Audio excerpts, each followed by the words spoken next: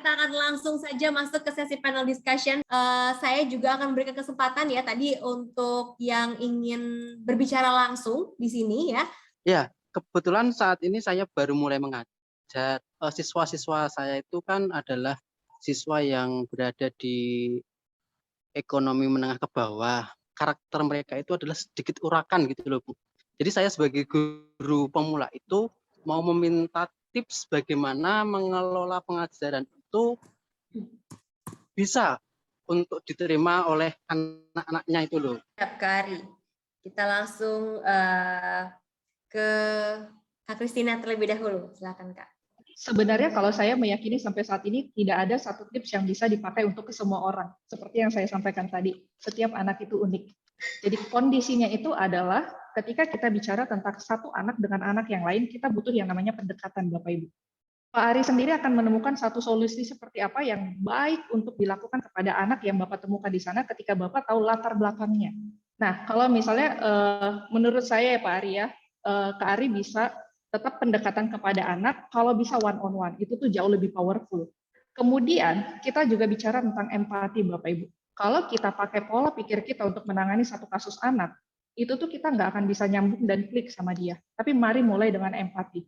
Jadi kita cari tahu apa yang terjadi dengan dia, mengapa dia seperti itu, karena setiap anak ketika dia melakukan satu hal gitu, itu pasti ada pemicunya. Itu menurut saya, Kak Sela mungkin bisa ditambahin oleh kakak yang lain. Silakan. Oke, thank you Kak Kristina. Mungkin ada tambahan dari Kak Farli atau Kak Muhammad? Tips dan triknya ya, kita mencoba lebih pada filosofi mengajarnya, lebih pada ke hal yang fundamental. Karena tips dan trik bisa berbeda-beda kasusnya. Nanti kalau Kak Ari dipindah ke sekolah yang ternyata muridnya, wah kota besar, tapi kok tetap uraan ya. Sementara latar belakangnya berbeda, nanti nggak paham konteksnya, nggak paham fundamennya, nanti jadi kurang bisa mengelola itu. Terima kasih gitu, Kak Sel. Siap, terima kasih Kak. Saya panggil Kak Iwan saja ya. Sebenarnya tadi tidak boleh mengkotak-kotakan juga gitu ya. Mungkin dari Kak Farli juga ada tambahan. Jadi sama halnya dengan murid gitu ya, nggak ada satu cara yang bisa dipakai untuk menyeragamkan murid. Sama juga nggak ada satu cara yang bisa diseragamkan ke guru-gurunya untuk menangani murid gitu. Karena menangani murid itu menurut saya tuh juga belajar. Makanya tadi kita cuma share-share tips aja gitu ya. Jadi kalau dari saya sebenarnya ini mungkin kayaknya kita sealiran. Jadi mungkin sama. Kalau saya itu yang saya alami sendiri ya, mengubah mindset. Jadi sebagai guru itu mengubah mindset. Jadi Kak Ari, kalau dulu ya saya belajarnya, saya ngubah mindset untuk nggak melabel anak dulu. Kayak tadi urakan gitu ya. Itu tuh saya belajar waktu itu tuh jangan gitu ya. Jangan melihat dari sudut pandang itunya gitu ya. Di balik semua label itu, yang paling penting untuk kita lihat kebutuhan dia apa. Jadi setiap label tuh pasti ada kebutuhan anaknya. Jadi anak itu bukan urakan, tapi dia punya kebutuhan sebenarnya. Nah, kalau saya model yang teknis Kak Ari. Jadi kalau saya punya catatan gitu semacam jurnal. Anaknya kan banyak, saya susah ngingetnya gitu. Ini anak kayak apa gitu karakteristiknya.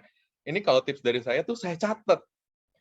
Saya catat gitu Kak Ari. Oh, dia begini, dia begini, dia begini, dia begini. Itu satu ya. Terus yang kedua, saya coba pendekatan.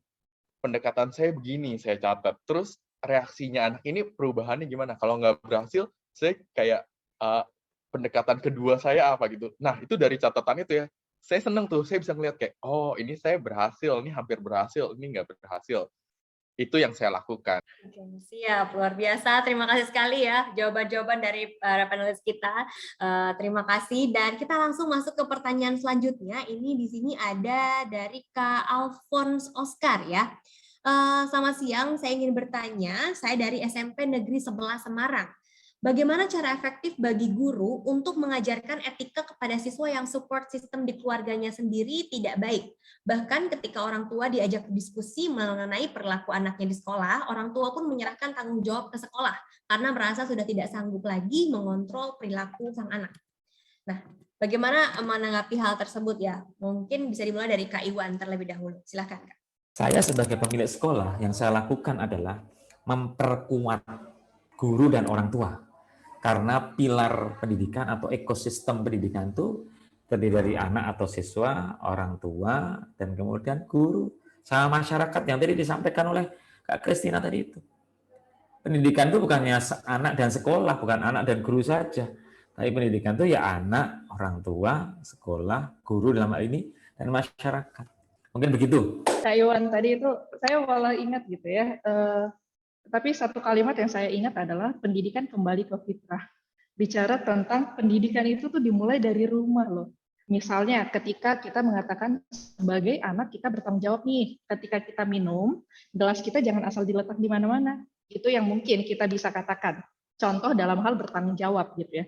Tapi ketika sampai di rumah, semua orang yang ada di rumah, termasuk orang tuanya itu asal letak. Maka kira-kira apa yang dia pikirkan? Mungkin dia bingung. Ini apa kata guru atau apa yang dilakukan orang tua yang benar. Nah, sehingga kita belajar untuk berkolaborasi. Oke, luar biasa ya Kak Kristina. Thank you ya untuk tambahannya tadi Kak Iwan juga. Kita masuk ke pertanyaan ini dari Kak Venia Surya ya. Bertanya kepada Kak Kristina ya. Saya ingin bertanya sebagai guru atau seorang pengajar anak-anak SMP dan mereka itu adalah anak-anak milenial di mana anak-anak itu cenderung suka hal yang instan.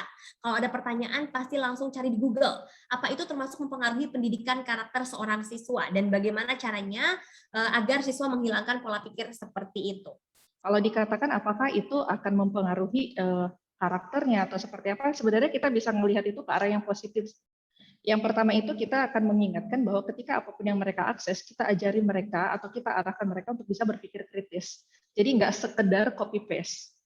Nah, sehingga kalau misalnya di sini nih kita sebagai pendidik waktu kita koreksi tugas siswa gitu ya, lalu kita akan tanya mereka untuk kita akan konfirmasi mereka untuk melampirkan linknya. Mereka ambil itu sumbernya dari mana. Kemudian kita akan sesuaikan termasuk dalam hal bagaimana mereka bisa mengolah satu kalimat dengan bahasa mereka sendiri. Yang kedua, luar biasa ya, semoga tadi sudah terjawab juga Kak Venia ya. Itulah bagaimana ya, tidak hanya milenial ya, semua sekarang maunya serba instan juga. Oke, kita masuk juga ini ke pertanyaan dari Kak Nida Nurhanifah ya. Pemateri luar biasa pemaparannya, katanya izin bertanya. Kebetulan saya di sekolah sebagai guru BK di tingkat SMK. Dan saat ini mayoritas siswa berpandangan jika guru BK adalah guru yang menyeramkan dan menakutkan, sehingga siswa sungkan untuk terbuka kepada guru BK. Sedangkan di sekolah, pembentukan karakter siswa yang seharusnya dilakukan oleh setiap guru justru selalu menitikberatkan tugasnya kepada guru BK.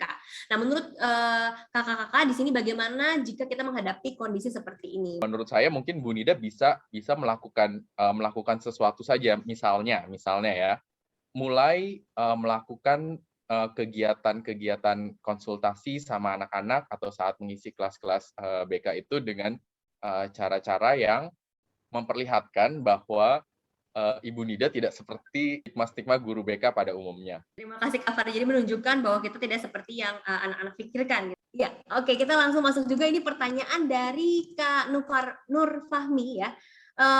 Biasa dipanggil Ibu Tami. Saat ini saya mengajar di SMP dan kadang juga bimbingan belajar. Fenomena yang baru-baru terjadi di media sosial yang anak SD suka membuli artis umurannya bahkan orang dewasa sangat tak terduga. Bagaimana peran kita sebagai pendidik maupun orang tua mengajarkan karakter ini di tengah pembelajaran daring? Nah, sebaiknya di sini karena semua di sini adalah guru, semuanya adalah orang tua. Pesan saya sebenarnya sederhana. Ajak siapkan waktu, bukan sempatkan, tapi siapkan waktu. Siapkan itu ya siap lahir dan batin untuk bisa berinteraksi dengan anak-anak kita di rumah. Di rumah itu adalah kuncinya keberhasilan anak di sekolah. Siap, luar biasa ya jawaban dari Kak Iwan. Semoga tadi sudah terjawab juga. Kita masuk lagi nih, ada pertanyaan dari Kak Reni Pitaloka Cahyana Tias. Bagaimana caranya membentuk karakter siswa di desa apabila selama PJJ ini siswa kurang begitu aktif dalam pembelajaran dikarenakan memang tidak adanya fasilitas seperti handphone ataupun sinyal yang kurang. Kalau di daerah yang memang dia terbatas gitu, artinya PTM terbatas atau Bapak Ibu yang melakukan PJJ misalnya kalau di daerah ya yang saya tahu guru ngunjungin anak. Nah, ada banyak cara sih untuk membentuk karakternya mereka gitu. Termasuk juga dalam hal penugasan yang kontekstual Bapak Ibu. Jadi kalau semisalnya gitu ya di dalam kita tetap mengajarkan materi atau konten untuk pelajaran anak SD, kita juga bisa menerapkan karakter-karakter. Jadi Bapak Ibu jangan berpikiran bahwa pendidikan karakter itu sesuatu yang berbeda dengan pendidikan yang kita udah kerjakan yang sesuai dengan konten atau materi kita. Tetapi karakter itu harus muncul di setiap konten atau di setiap materi yang kita ajarkan. Siap, terima kasih Kak Christina. Nah, mungkin ini bisa menjadi pertanyaan terakhir ya di sesi panel discussion ini. Ada pertanyaan terakhir dari Kak Rati Prananingrum ya. Perkenalkan, saya dosen di salah satu PT swasta di Indonesia. Izin bertanya, bagaimana pendapat Kakak mengenai karakter dan etika di zaman sekarang yang telah bertransformasi menjadi sebuah era komunikasi ataupun informasi yang begitu bebas dan terbuka? Seperti yang tadi saya jelaskan gitu. Jadi si era komunikasi atau informasi yang begitu bebas dan terbuka tadi mendatangkan manfaat, tapi juga tantangan dan hal-hal negatif. Kalau manfaatnya yang tadi saya bilang, dia memungkinkan, karena saya orang pendidikan, saya melihatnya akses-akses ke pendidikan berkualitas tuh bisa terjadi tuh, Kak Ratih. Nah, tapi hal-hal negatifnya juga banyak ya, kayak ada hoax, ada cyberbullying, ada hal kriminal yang bisa menggunakan tools-tools digital gitu ya. Saya melihatnya yang paling penting adalah untuk kita semua nih ya, mungkin nggak semuanya juga pengajar gitu ya, tapi kita semua bisa jadi pendidik. Kalau saya tadi menjelaskan, kita semua itu adalah pendidik gitu ya, untuk anak-anak generasi muda yang juga mau nggak mau juga masuk nih ke era digital ini. Kita semua punya peran, Kak Ratih. Tadi saya bilang mulai dari yang punya profesi langsung gitu ya di dunia digital, kayak content creator dan influencer gitu ya. Mungkin banyak yang nggak sadar bahwa anak-anak tuh bisa akses YouTube loh gitu. Apakah sebelum bikin konten dia berpikir apa dampaknya anak-anak melihat konten yang dibikin. Saya boleh komen yang di atas. Aisyah cerita bagaimana pendapat Kak Farli mengenai seorang guru yang terkesan membuli siswa di sekolah meski dia anggap itu sebagai didikan, tetapi siswa menganggap itu sebagai bahan bulian. Jangan fokus kata-kata yang guru itu pernah ucapkan ke Aisyah gitu ya, karena ingat-ingat kata-kata saya nih ya sekarang, jangan ingat kata-kata guru ya, karena di luar apa yang dikatakan guru-guru itu, saya percaya betul Aisyah tuh punya banyak kualitas lain, lebih dari sekedar apapun gitu ya, kata-kata yang Aisyah ingat dari guru itu. Aisyah pasti punya banyak kualitas lain yang lebih dari itu. Jadi kata-kata itu aja tuh nggak mendefinisikan Aisyah itu siapa. Itu ada banyak kualitas lain yang bisa mendefinisikan itu. Kalau kepada teman-teman pengajar gitu ya, saya tentu saja kalau hal-hal yang sifatnya bullying ke anak-anak itu sudah pasti tidak ini ya, saya tidak melegalkan gitu. Karena dampaknya besar sekali gitu ya. Ya mungkin mau ditambahin sama Kak Christina sama Kak Iwan nih yang Ya, mungkin masih ada tambahan atau mungkin ada quotes-quotes penutup di akhir sesi ini gitu ya untuk menyemangati setiap guru-guru atau setiap siswa-siswa yang hadir hari ini. Guru itu adalah orang yang harus bisa selesai dengan dirinya sendiri dulu sebelum dia mengajar ke anak-anak didiknya.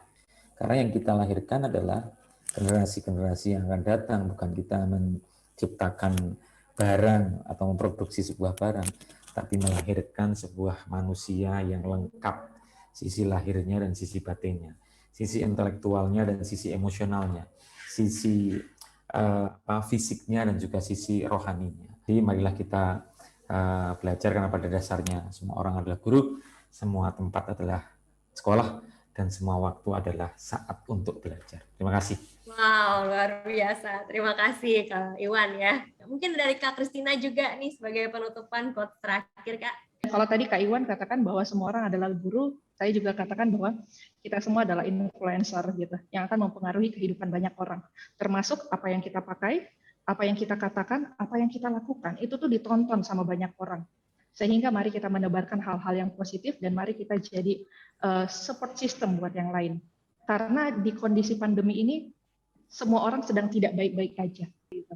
Tapi saya ingin katakan bahwa apapun yang menurut kita sulit, kita bisa mencapainya, kita bisa melampauinya, asal kita sudah sembuh lebih dulu. Termasuk pola pikir, mindset, dan hati. Ubah satu orang, ubah satu generasi, dan ubah satu bangsa. Itu dimulai dari karakter yang baik.